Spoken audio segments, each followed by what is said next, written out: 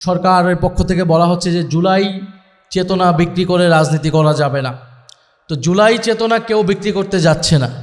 জুলাই চেতনা মুক্তিযুদ্ধের তথাকথিত চেতনার মতো কোনো চেতনা না, যেটার মাধ্যমে এই দেশে গুম খুন, দেশের টাকা লুটপাট হয়েছে, দেশে তিনবার ভোটাধিকার হরণ করা হয়েছে। বরং গত 50 বছর ধরে মুক্তিযুদ্ধের নামে আওয়ামী লীগ সেই রাজনীতি করেছে, এই দেশকে বিক্রি করার রাজনীতি করেছে, এদেশের গণতন্ত্রকে হত্যা করার রাজনীতি করেছে, মানুষের অধিকার হরণের রাজনীতি করেছে। এবং সেই মুক্তিযুদ্ধে তথাকথিত চেতনার কথা এখন বর্তমান সরকার বিএনপির মুখেই আমরা সবচেয়ে বেশি শুনি। ফলে জুলাই বিপ্লবের যেই আমাদের আকাঙ্ক্ষা ছিল, যে প্রতিশ্রুতি ছিল জনগণের কাছে, নতুন বাংলাদেশ, বৈষম্যহীন বাংলাদেশ, আমাদের রাষ্ট্রের সংস্কার, প্রতিষ্ঠানগুলোর সংস্কার, সেই সংস্কারগুলো যদি আমরা চাইতে যাই, এটাকে জুলাই চেতনা বিক্রি যদি সরকার বলতে চায় তারা বলতে পারে, কিন্তু জনগণ জানে জুলাইয়ের সবচেয়ে বেশি সুফলভোগী কিন্তু হয়েছে এই সরকার। তারেক রহমান দেশে এসেছেন, শিলং থেকে স্বরাষ্ট্রমন্ত্রী দেশে এসেছেন, তারা ক্ষমতায় বসতে পেরেছেন জুলাইয়ের চেতনার ফলে, জুলাইয়ের এই ঘটনার ফলে তারা আসলে একটা দায়িত্বহীন ক্ষমতা পেয়েছে জুলাই বিপ্লবের ফলে, আর আমরা পেয়েছি ক্ষমতাহীন দায়িত্ব।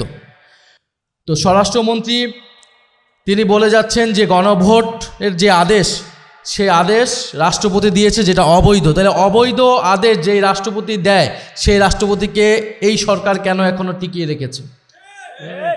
ফলে এটার যদি রাষ্ট্রপতি এই অবৈধ আদেশ, সংবিধান বিরোধী আদেশ দেয়, তাহলে রাষ্ট্রপতিকে এর জন্য শাস্তির আওতায় আনা উচিত সরকারের, কিন্তু সরকার সেটা করছে না। সরকার স্পষ্টতই দ্বিচারিতা করছে। সংবিধান সংস্কার পরিষদের যে শপথনামা, সেই শপথ আমাদের পড়িয়েছে প্রধান নির্বাচন কমিশনার। ফলে সেটা যদি সংবিধান বিরোধী হয়, প্রধান নির্বাচন কমিশনার সংবিধান বিরোধী কাজ করেছে, তাকে বিচারের আওতায় নেওয়ার জন্য সরকারের ভূমিকা বা সরকারের উদ্যোগ নেওয়া উচিত, কিন্তু সরকার সেটা কিছুই করছে না। এবং নির্বাচনের কথা যদি বলেন, নির্বাচন সংবিধান অনুযায়ী হয়নি।